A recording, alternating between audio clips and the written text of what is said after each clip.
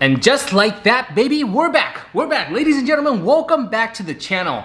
Now, this is the part 2 of the 2-part series on Korea Kimchi Festival 2021. Now, if you haven't seen the very first episode, this episode is not gonna make any sense to you. So, before continuing on with this particular episode, please make sure to watch the first part so you know exactly how this second video is going to work out. Everything is all gonna make sense in the end.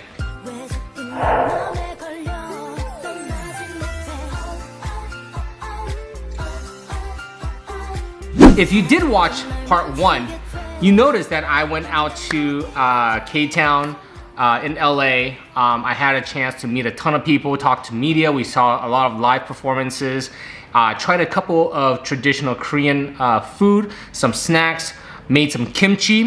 And at the end of the festival, I was given a bento box. Now, I mentioned in part 1 that we're not gonna eat the bento box there, and we're going to basically take it home and eat it in the comfort of our own home because it's gonna be too crazy out there. There's so many people and it's really, really dark. So I brought this bento box home. I wanna show you guys. Look at this. Yeah, they wrapped it super nice. And what we're gonna do is we're going to unbox this. Basically, it looks like a traditional Korean bento box. Now, on the left-hand corner, I got some white rice with some black sesame. And on the top right-hand corner, this looks like bulgogi. And right here, we got some tofu blocks. And this right here, I'm not exactly sure what that is just yet. And then we got some seaweed salad. We got some egg cake and fish cake as well. And I think this is Japchae, okay? One of my favorite snacks to eat. So we're gonna sample this entire bento box. So this is the bulgogi that comes in this beautiful bento box. And everything's so pretty. Here we go. Bulgogi.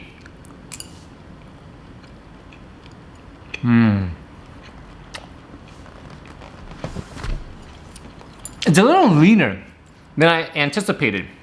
I actually thought maybe there will be a lot of fat to tenderize the meat. I mean, the meat is tender, but I think it needs a little bit more fat, maybe a little bit more juice. Now, the caveat is I did, take 2 or 3 hours before I got home to be able to open this. So if there's a little bit more juice in here, I think that bulgogi would have been awesome.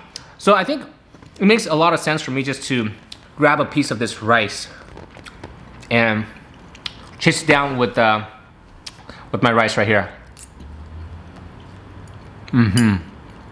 Yeah.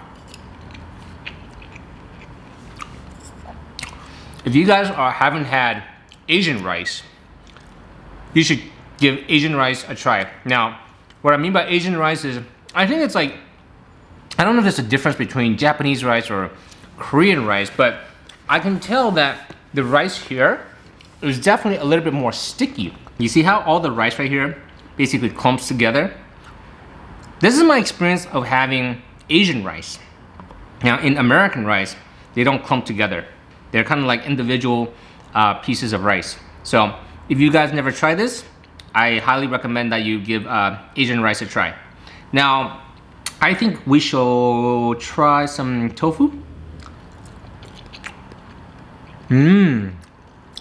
Ooh, I like this.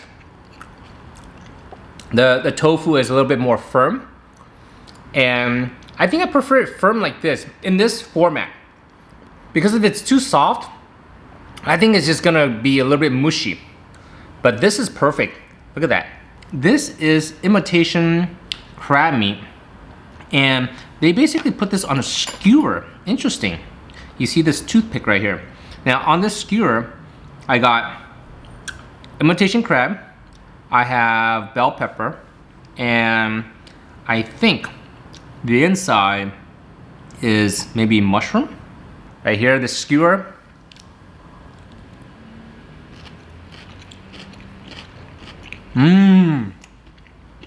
Yeah. The first flavor that I get, major umami. Major umami from that mushroom. Even though that mushroom is like squeezing the center, it's so little, but the flavor of that mushroom is just like bam, a punch in the face. The bell pepper has a nice crunch to it, and then the imitation crab, I think it's just there for texture. Look at this. This looks like it's some sort of root. Oh, I know what it is. I think it's called a lotus root. Correct me if I'm wrong, but I think this is a lotus root. And what they do is they cover this lotus root with batter, just like that. And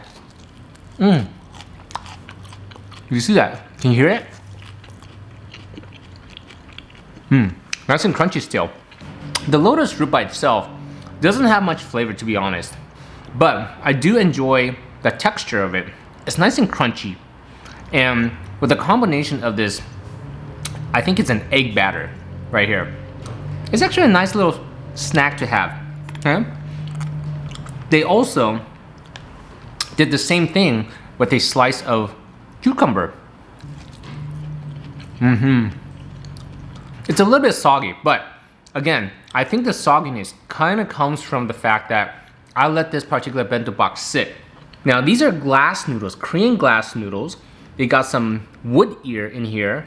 They got some red bell pepper. They got some green bell pepper. They even got some yellow bell pepper. Wow, look at that. It's almost translucent. Okay? And the texture should be a little bit more like, how do I describe glass noodles? Slippery? Japchae, guys, here we go.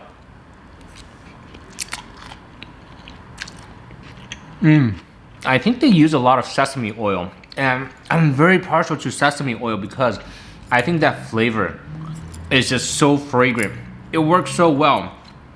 If you don't like eggs, you're probably not gonna like this one, but not only do I like eggs, I love eggs. All right, so this is gonna be, I'm gonna be partial to this. I already know. Here we go. Yeah. It tastes just like an omelet, except the only filling that you have is carrots. And you can see little speckles of carrots in here. You see that? Oh yeah. There is this thing that I honestly don't know. This is probably some sort of root, guys. Please, if you guys know exactly what kind of vegetable this is in Korean bento box, please, please, please let me know in the comment section. My guess is it's some sort of root, but I don't know what kind of root it is. Here we go.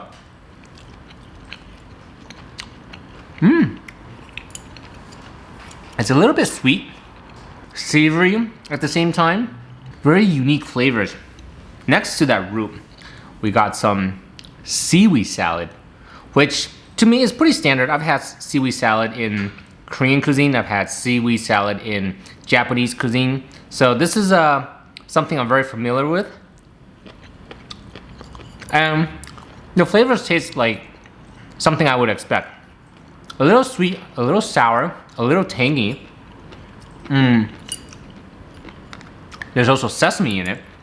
That is a great way to reset your palate, to kind of cut the fat in case whatever you're having is just overwhelming and overpowering your palate, and you're like, hold up, I need a reset. Let me go get some seaweed salad, and that will do the trick. When this was made fresh, they probably take a blowtorch and just like melt the cheese on top of this mussel right here. Now, if I had this at that point in time, I probably would give this a very high rating. But let's see how this stacks up, even with the passage of time. Here we go.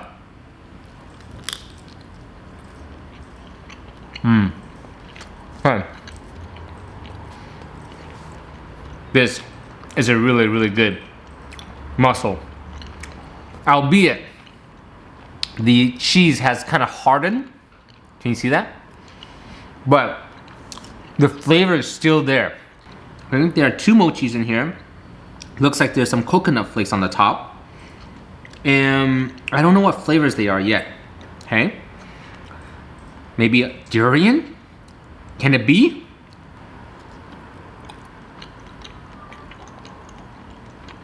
I know what it is. This is red bean. Red bean with coconut flakes on the top. And inside, you got this red bean filling right here.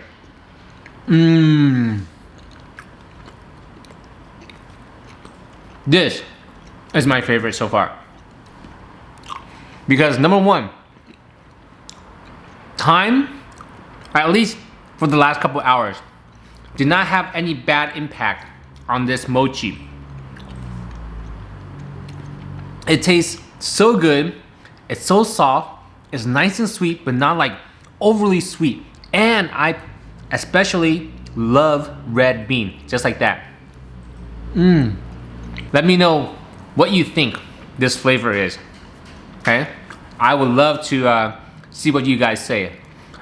Again, for me, I have no clue. The only thing that comes to mind is durian, but do Korean people eat durian? I mean, is it popular amongst that culture? I'm not so sure. Maybe it's just the color, okay? The mochi itself tastes almost identical to the red bean one, but I honestly have no clue what this is. So I'm gonna rely on you guys, the Korean food experts that have had mochi in the past. What is the flavor that they use in the yellow mochi? Let me know in the comment section so that I get educated and I can teach other folks in the future. As always, if you enjoy watching this video, be sure to smash that like button and ring that Liberty bell so you always get notified when I put up epic food videos like this. That's gonna be a wrap on today's video. I will see you at the next meal.